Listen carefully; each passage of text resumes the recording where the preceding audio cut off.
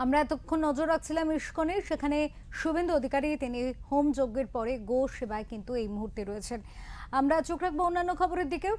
অন্নপূর্ণা যোজনায় কারা যুক্ত হবেন কারা হবেন না তা নিয়ে স্পষ্ট রোডম্যাপ দিলেন মুখ্যমন্ত্রী শুভেন্দু অধিকারী। বুধবার নবান্নের সাংবাদিক সম্মেলনে তিনি জানান, লক্ষ্মীর ভাণ্ডারে লক্ষ লক্ষ বেনো জল মিশে রয়েছে, অতএব এই যোজনায় নাম সংযোজনের ক্ষেত্রে স্বচ্ছতা চাইছেন মুখ্যমন্ত্রী। তবে এই প্রকল্পে যুক্ত হতে গেলে সকলকে ফর্ম পূরণ করতেই হবে। এই ফর্মের মাধ্যমে পরিবার সংক্রান্ত বিশদ তথ্য সংগ্রহ করবে রাজ্য সরকার।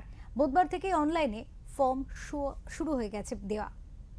মুখ্যমন্ত্রী জানিয়েছেন, প্রকৃত ভারতীয় নাগরিক এবং আর্থিকভাবে দুর্বল মহিলারাই অন্নপূর্ণা যোজনার সঙ্গে যুক্ত হতে পারবেন।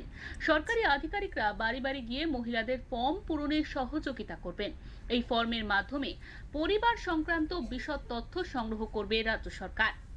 অন্নপূর্ণা যোজনার ফর্ম সকলকেই পূরণ করতে হবে। ইতিমধ্যে রাজ্য সরকারের ওয়েবসাইটে অন্নপূর্ণা যোজনার ফর্ম প্রকাশিত হয়ে গিয়েছে। বুধবার নবান্ন থেকে সাংবাদিক বৈঠক করে মুখ্যমন্ত্রী শুভেন্দু অধিকারী এই সংক্রান্ত বিস্তারিত তথ্য জানিয়েছেন।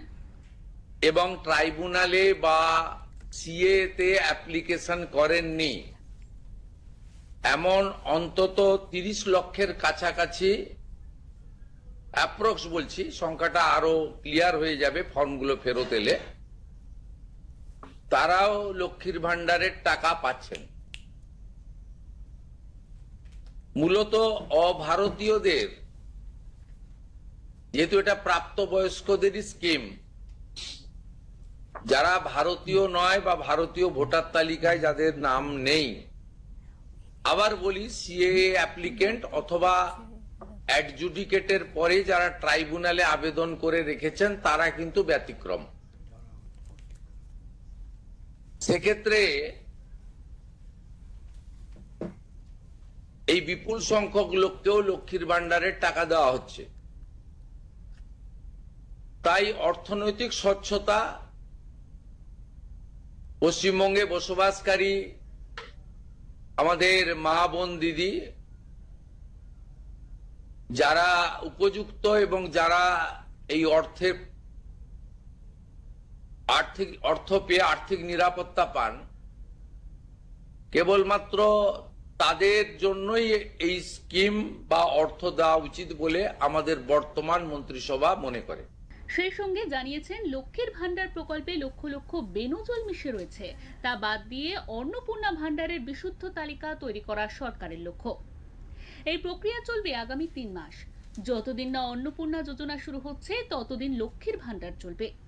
2রা জুনের মধ্যে যারা এই প্রকল্পের নাম নথিভুক্ত করিয়ে নিতে পারবেন তারা জুন মাস থেকেই টাকা পাবেন। সেক্ষেত্রে আমরা লক্ষ্মীর ভাণ্ডার যোজনা কর্মসূচি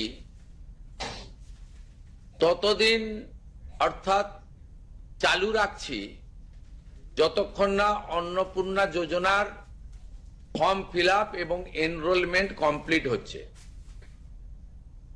আমরা চেষ্টা করছি আগামী 2 তারিখের মধ্যে যারা এনরোলমেন্ট করতে পারবেন, আগামী বুধবার আমাদের ক্যাবিনেটের মিটিং এর পরে আমরা ডিবিটির মাধ্যমে ট্রান্সফার করে দেব। প্রথম কার্যক্ষেত্রে 1 তারিখ থেকেই বেনিফিটেড হবে তারা, জুন মাসের। কিন্তু যেহেতু এনরোলমেন্ট করতে হবে, সেই জন্য আমরা আরো 2 দিন হাতে নিয়ে 3 তারিখে আমরা আপনাদের জানিয়ে দেব। মানে প্রোগ্রাম হবে, যতজন করতে পারবেন। এই কালকে ছুটি আছে, শুক্র থেকে মঙ্গলবারের মধ্যে যতটা এনরোলমেন্ট হবে। তো এটা প্রসেসটা ডেলি চলবে। যেমন যেমন এনরোলমেন্ট হয়ে যাবে, ভেরিফিকেশন হয়ে যাবে, তারা অটোমেটিক কোর্সে লক্ষ্মীর ভাণ্ডার থেকে অন্নপূর্ণা যোজনায় চলে যাবেন। কাল থেকেই শুরু হচ্ছে, কিন্তু 1 জুন থেকে 90 দিন এই প্রক্রিয়াটা চালাবো। কিভাবে হবে? অনলাইনে হবে, অফলাইনেও হবে। বিডিওরা এবং পৌরসভা থেকে তারা করবেন। বড় পৌরসভা কর্পোরেশনের ক্ষেত্রে ওয়ার্ড ভিত্তিক, বড় ভিত্তিকও হবে। এবং আমাদের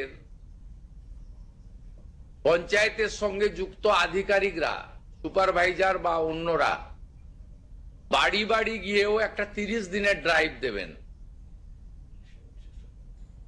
যারা অনলাইন বা অফলাইনে ফিল আপ করতে পারবেন না তারা বাড়ি বাড়ি গিয়েও করবেন। এই প্রকল্পে সেই সব মহিলারাই যুক্ত হতে পারবেন যারা প্রকৃত ভারতীয় নাগরিক এবং আর্থিকভাবে দুর্বল, যারা আয়কর দেন, যারা সরকারি চাকরি করেন, নিয়মিত যারা বেতন পান বা পেনশন পান তারা অন্নপূর্ণা যোজনার টাকা পাবেন না। যারা অনলাইন বা অফলাইনে ফর্ম পূরণ করতে পারবেন না, সরকারি আধিকারিকরা বাড়ি বাড়ি গিয়ে তাদের ফর্ম পূরণে সহযোগিতা করবে। এছাড়া নবনির্বাচিত বিধায়কেরাও এই কাজে সহযোগিতা করবেন। এটা তাদের অন্যতম বড় কাজ হতে চলেছে। তবে ভোটার তালিকা থেকে স্থায়ীভাবে নাম বাদ গিয়েছে এবং যারা ট্রাইব্যুনালে আবেদন করেননি এমন প্রায় 30 লক্ষ মহিলা রয়েছেন লক্ষ্মীর ভান্ডারে, যাদের নাম যে বাদ যাচ্ছে তা এদিন স্পষ্ট করে বুঝিয়ে দিয়েছেন মুখ্যমন্ত্রী। Bureau report, Omkar Bangla.